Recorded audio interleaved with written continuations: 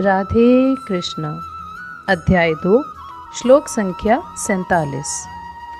कर्मण्येवाधिकारस्ते मा फलेषु कदाचन मा कर्मफल हेतुर्भूर्मा ते संगो अस्तु कर्मणि। अर्थात तुम्हें अपना कर्म करने का अधिकार है, किंतु कर्म के फलों के तुम अधिकारी नहीं हो।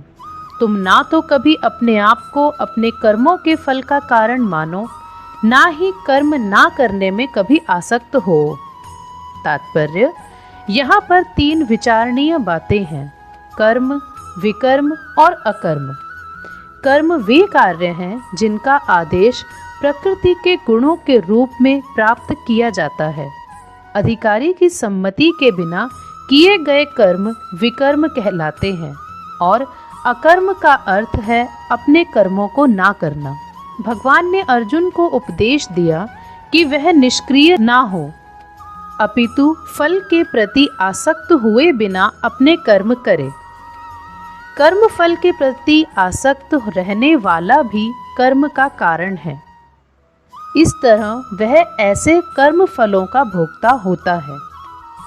जहाँ तक निर्धारित कर्मों का संबंध है, वे 3 उप श्रेणियों के हो सकते हैं, यथा नित्य कर्म, आपातकालीन कर्म और इच्छित कर्म। नित्य कर्म फल की इच्छा बिना शास्त्रों के निर्देशानुसार सतोगुण में रहकर किए जाते हैं। फल युक्त कर्म बंधन के कारण बनते हैं, अतः ऐसे कर्म अशुभ हैं। हर व्यक्ति को अपने कर्म पर अधिकार है, किंतु उसे फल से अनासक्त होकर कर्म करना चाहिए। ऐसे निष्काम कर्म निस्संदेह मुक्ति पथ की ओर ले जाने वाले हैं।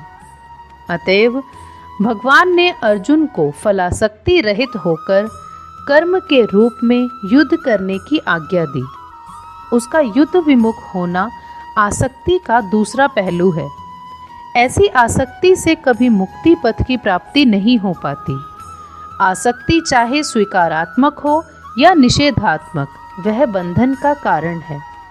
अकर्म पापमय है, अतः कर्तव्य के रूप में युद्ध करना ही अर्जुन के लिए मुक्ति का एकमात्र कल्याणकारी मार्ग था। राधे कृष्ण।